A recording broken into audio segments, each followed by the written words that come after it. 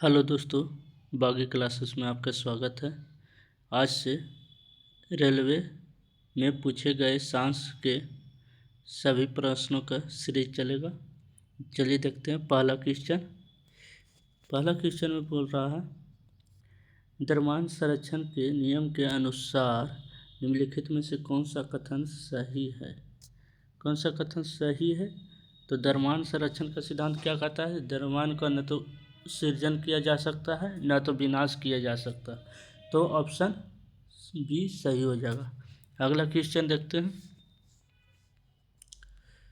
अगला क्वेश्चन में बोल रहा है, जल के अणु में हाइड्रोजन और ऑक्सीजन के परमाणुओं के द्रव्यमान का अनुपात निम्नलिखित में से कौन सा होगा।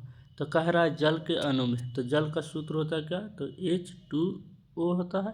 तो इसके अणु में परमाणुओं का द्रव्यमान का अनुपात, तो H का परमाणु द्रव्यमान 1 होता है, तो 1 × 2, तो 2 अनुपात, और ऑक्सीजन का परमाणु द्रव्यमान कितना होता है? 16, तो 2 × 8 = 16 हो जाएगा, तो 1:8 हो जाएगा।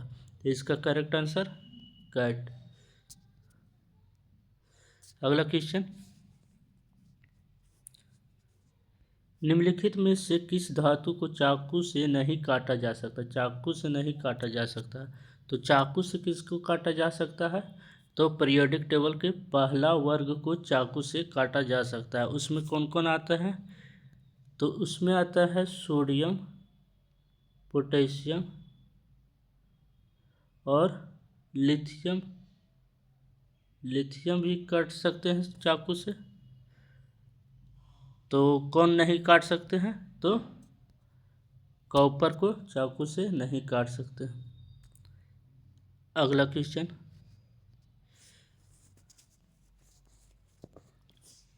निम्नलिखित में से कौन सा विषमांगी मिश्रण का उदाहरण है? कौन ऐसा मिश्रण है जो विषमांगी मिश्रण है? विषमांगी मिश्रण मतलब एक जैसा नहीं दिखना चाहिए। जैसे पानी और नमक को मिला देंगे तो H2O + NaCl, तो ये समांगी मिश्रण हो जाएगा। तो इसमें कौन समांगी मिश्रण मतलब नहीं है, यानी कि विषमांगी मिश्रण का उदाहरण होना चाहिए। तो विषमांगी मिश्रण कौन है? जल में घुला हुआ लवण, ये समांगी मिश्रण का उदाहरण। जल में घुला हुआ तेल, यही विषमांगी मिश्रण का है। और ये सब कॉपर सल्फेट जल में घुलता है तो समांगी मिश्रण हो जाता है। जल में घुली हुई चीनी समांगी मिश्रण है। तो विषमांगी मिश्रण का कौन है? तो जल में घुला हुआ तेल। अगला क्वेश्चन,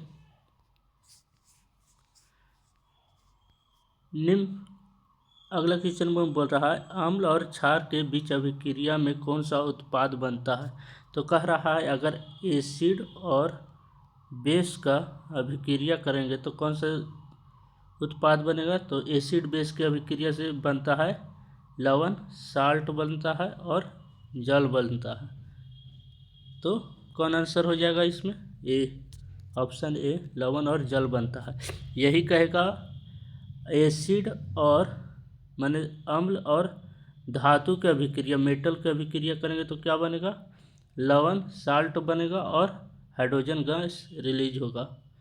अगला क्वेश्चन देखते हैं। अगला क्वेश्चन बोल रहा है, निम्नलिखित में से किसका प्रयोग पानी के जल के अणुओं को मुक्त करने के लिए किया जाता है? पानी के जल को कीटाणुओं से मुक्त करने के लिए किया जाता है। तो किसका कीटाणुओं को मुक्त करने के लिए किसका उपयोग किया जाता है? तो विरंजक चूर्ण। विरंजक चूर्ण को क्या कहते हैं? Bleaching powder. ब्लीचिंग पाउडर का सूत्र क्या होता है? तो CaOCl2 होता है। अगला क्वेश्चन देखते हैं। इसमें देखते हैं है बेकिंग सोडा का उपयोग कहाँ होता है? एंटी एसिड के रूप में होता है। धोवन सोडा का सूत्र क्या होता है? धोवन सोडा Na2CO3 10H2O होता है। अगला क्वेश्चन में बोल रहा है, निम्नलिखित में से कौन सा कार्बन यौगिक एल्कोहल के रूप में वर्गीकृत है? कौन सा कार्बन यौगिक है जो एल्कोहल के रूप में वर्गीकृत है? तो इसका हो जाएगा प्रोपेनॉल। अगला क्वेश्चन देखते हैं। निम्नलिखित में से कौन सी अधातु एक द्रव है? कौन सी अधातु एक द्रव है? तो ब्रोमीन एक द्रव अधातु है। अगला क्वेश्चन, अगला क्वेश्चन में बोल रहा है धातुओं के संबंध में निम्नलिखित में से कौन सा कथन गलत है? गलत को खोजना है। तो कुछ धातुओं को पीट कर पतली चादर बनाया जा सकता है, सही बात है। इसके गुण धर्म को आघातवर्धनीय कहा जाता है, ये सही है, ये गलत नहीं है, तो ये नहीं होगा। सीसा और पारा तुलनात्मक रूप से ऊष्मा का सुचालक होते हैं, तो सुचालक, सीसा सुचालक नहीं होता है, तो गलत हो जाएगा यही, तो ऑप्शन बी सही आंसर।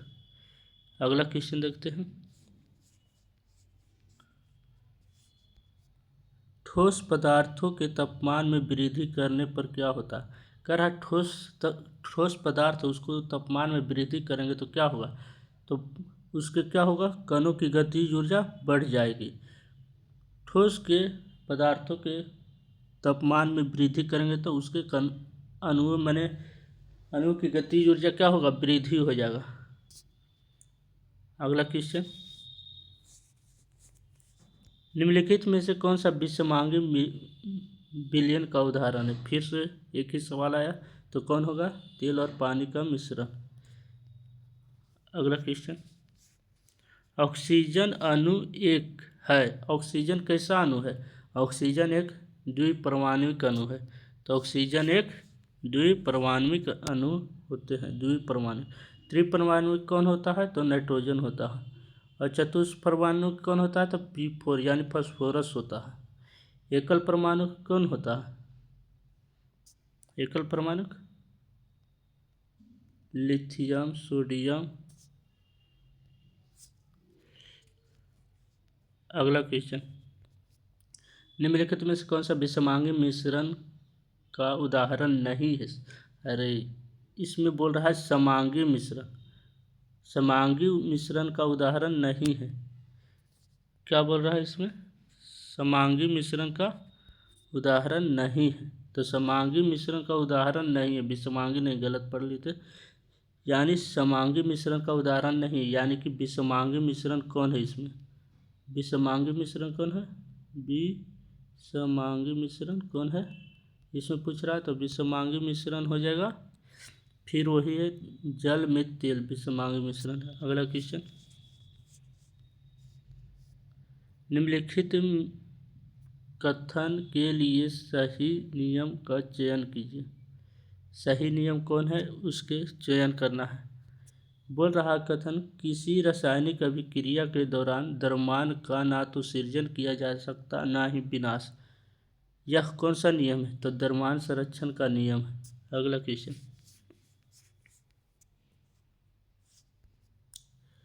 अन्य कार्बन परमाणु अथवा अन्य तत्वों के परमाणु के साथ आबंध बनाते समय कार्बन प्रायः कितने इलेक्ट्रॉनों का साझा करते हैं? तो कार्बन कितने इलेक्ट्रॉनों का साझा करते हैं? 4 इलेक्ट्रॉनों का साझा करते हैं। अगला क्वेश्चन, स्टेनलेस स्टील प्राप्त करने के लिए लोहे में निम्नलिखित में से किस धातु को मिलाया जाता है? तो स्टेनलेस स्टील प्राप्त करने के लिए लोहा में मतलब Fe में कौन सा धातु मिलाएंगे? तो फेरस और क्रोमियम और निकेल मिलाने से बनता है स्टेनलेस स्टील, तो निकेल और क्रोमियम। अगला क्वेश्चन, अगला क्वेश्चन वो बोल रहा है calcium carbonate CaCO3 calcium carbonate और जल बनाने के लिए जल बनाने के लिए H2O बनाने के लिए कैल्शियम हाइड्रोक्साइड मतलब कि CaOH के हॉल्टवाइस में कैल्शियम हाइड्रोक्साइड के माध्यम से कौन सी गैस प्रभावित किया जाता है? तो इसमें कौन सा गैस प्रभावित करेंगे कि क्या बन जाए? कैल्शियम कार्बोनेट और जल बन जाए, तो इसमें कौन सा गैस प्रभावित करेंगे? तो इसमें कार्बन डाइऑक्साइड गैस प्रभावित करेंगे, CO2 को प्रभावित करेंगे, तो कैल्शियम कार्बोनेट और जल बन जाएगा, तो ऑप्शन डी। अगला क्वेश्चन, जिप्सम को 373 केल्विन पर गर्म करने पर निम्नलिखित में से कौन सा यौगिक बनता है? जिप्सम का सूत्र पहले क्या होता है? तो CaSO4 2H2O 2H2O, ये जिप्सम का सूत्र है। इसको 373 केल्विन पर गर्म करेंगे तो क्या बन जाएगा, तो ये बन जाएगा प्लास्टर ऑफ पेरिस बन जाएगा। उसका सूत्र होता है CaSO4 और हाफ H2O। तो क्या बन जाएगा, प्लास्टर ऑफ पेरिस। तो ऑप्शन सी सही है क्वेश्चन। अगला क्वेश्चन, अपने सभी अपरूपों में कार्बन ऑक्सीजन में दहन करके देता है। तो कह रहा है अपने सभी अपरूपों में कार्बन है जो ऑक्सीजन में दहन करके क्या देता है, तो CO2 देता है, कार्बन डाइऑक्साइड देता है। तो कौन आंसर हो जाएगा, कार्बन डाइऑक्साइड। अगला क्वेश्चन में बोल रहा है कार्बन द्वारा निर्मित सबसे सरल यौगिक की पहचान कीजिए जिसका उपयोग व्यापक रूप से ईंधन के रूप में किया जाता है। तो कह रहा कार्बन द्वारा निर्मित सबसे सरल यौगिक, कार्बन द्वारा सबसे सरल यौगिक होना चाहिए जिसका पहचान कीजिए जिसका उपयोग व्यापक रूप से ईंधन के रूप में किया जाता है। ईंधन के रूप में कार्बन का ऐसा सरल यौगिक होना चाहिए। तो कार्बन का सरल यौगिक कौन है जिससे ईंधन में प्रयोग करते हैं, तो मीथेन है, CH4 कहाँ से निकलता है, तो दलदली से निकलता है, धान के खेत से निकलता है, जानवरों के जुआली से निकलता है। तो मीथेन हो जाएगा आंसर। अगला क्वेश्चन, निम्नलिखित में से कौन सा कथन गलत है, गलत कथन को पहचानना है। तो कह रहा है जब वर्षा जल का pH 5.6 से अधिक हो तो उसे अम्लीय वर्षा कहते हैं, नहीं, कम होगा तब अम्लीय वर्षा कहेंगे। तो यही गलत है, तो यही सही हो जाएगा, यही वाला सही हो जाएगा और बाकी सब सही होगा। देखिए, जीवित प्राणी pH परिवर्तन में केवल एक संकीर्ण परास में ही जीवित रह सकते हैं, ये सही है। जब वर्षा जल का pH मान 5.6 से कम हो तो उसे अम्लीय वर्षा कहते हैं, ये भी सही है। जब मुंह का pH मान 5.5 से कम होता है तो दांतों के सड़न शुरू हो जाती है, बात सही है। इसलिए कौन ऑप्शन हो जाएगा, ए। अगला क्वेश्चन, निम्नलिखित में से कौन सी संख्या कैल्शियम के परमाणु द्रव्यमान को दर्शाता है। तो कैल्शियम के परमाणु द्रव्यमान कितना होता है, कैल्शियम के परमाणु द्रव्यमान 40 होता है। तो कौन है, बी। अगला क्वेश्चन, निम्नलिखित में से कौन सा कथन गलत है, फिर गलत को पहचाना है। आजकल वाहनों में ईंधन के रूप में संपीड़ित प्राकृतिक गैस CNG का उपयोग किया जाता है, सही बात है। अस्पतालों में दिए जाने वाले ऑक्सीजन सिलेंडर में संपीड़ित गैस होती है, ये भी सही बात है। गैसीय अवस्था में कणों की गति अनियमित और अत्यधिक तीव्र होती है, हाँ, ये भी सही है। अस्पताल में दिए जाने वाले ऑक्सीजन सिलेंडर में संपीड़ित गैस नहीं होती है संपीड़ित गैस, तो यही गलत है। अगला क्वेश्चन, सभी द्रव और गैसें क्या है, ठोस है, क्या अर्धचालक है कि तरल, तो तरल है। अगला क्वेश्चन, निम्नलिखित में से कौन सा एल्केन का समान सूत्र है। तो एल्केन का समान सूत्र क्या होता है, CN, एल्कीन का समान सूत्र होता है CnH2n होता है। और तो ये ऑप्शन ए हो जाएगा। एक होता है एल्केन का समान सूत्र होता है CnH2n+2 होता है। और एक होता है एल्काइन का समान सूत्र होता है CnH2n-2 होता है।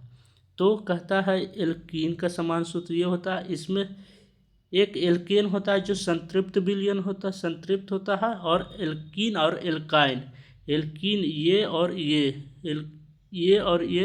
एल्कीन और एल्काइन असंतृप्त होता है। एल्कीन में डबल बॉन्ड, इसमें ट्रिपल बॉन्ड होता है, इसमें एल्केन में सिंगल बॉन्ड। अगला क्वेश्चन,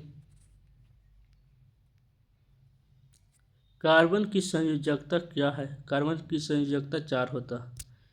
अगला क्वेश्चन, निम्नलिखित में से कौन सा विकल्प द्रवों के गुण को नहीं दर्शाता। द्रव के गुण क्या होता है, देखिए, द्रवों में बहाव होता है और इनका आकार बदलता है। हाँ, इनका आकार बदलता है। द्रवों का आयतन निश्चित नहीं होता, द्रवों का आयतन निश्चित नहीं होता है। तो हाँ, इसका आयतन निश्चित नहीं होता। द्रवों में कोई निश्चित आकार नहीं होता, निश्चित आकार द्रवों का नहीं होता, ये सही है। द्रव जिस पात्र में रखे जाते हैं उसी पात्र का आकार ले लेते हैं, तो ये भी सही है। तो द्रवों का आयतन निश्चित नहीं होता, द्रव का आयतन निश्चित होता है, तो आंसर सही बी हो जाएगा। अगला क्वेश्चन, निम्नलिखित में से कौन सा एक संतृप्त कार्बन यौगिक, तो अभी बताए थे संतृप्त कार्बन यौगिक कौन होगा, तो संतृप्त हो जाएगा एल्केन। एल्केन कहाँ, एल्केन यहाँ, और असंतृप्त कौन हो जाएगा, एल्कीन और एल्काइन। अगला क्वेश्चन, निम्नलिखित में से कौन सा विकल्प उन धातुओं को दर्शाता है जो ठंडे जल से अभिक्रिया नहीं करती है। ठंडे जल से अभिक्रिया नहीं करता है, यानी कि देखते हैं अभिक्रियाशील समूह का याद रखना जरूरी है इसमें। तो अभिक्रियाशील समूह में सबसे ऊपर आता हुआ ठंडे जल से अभिक्रिया करता है, जिसमें आता है पोटेशियम, सोडियम, कैल्शियम, ये सब ठंडे जल से अभिक्रिया करता है। तो ठंडे जल से सोडियम करता है, तो ये ऑप्शन नहीं होगा। सोडियम करता है, सोडियम करता है, तो कौन हो जाएगा, एल्युमिनियम, आयरन, जिंक, ये ठंडे जल से अभिक्रिया नहीं करता। अगला क्वेश्चन, स्थिर अनुपात के नियम के अनुसार 18 ग्राम पानी के अपघटन के बाद प्राप्त ऑक्सीजन और हाइड्रोजन का सही अनुपात क्या होगा। तो कह रहा है स्थिर अनुपात के नियम के अनुसार 18 ग्राम पानी है, तो H2O कितना है, 18 ग्राम है। तो हाइड्रोजन और ऑक्सीजन का द्रव्यमान अनुपात कितना होगा, तो H2O में हाइड्रोजन और ऑक्सीजन, तो आगे ऑक्सीजन है, तो आगे ऑक्सीजन को लेंगे। H2O में कितना होगा, तो हाइड्रोजन का 2 द्रव्यमान हो जाएगा और ऑक्सीजन का कितना हो जाएगा, 16 हो जाएगा। तो यहाँ पूछा है ऑक्सीजन और हाइड्रोजन का, तो 16:2 हो जाएगा, आंसर सी। ये था आज का last question. Thank you very much.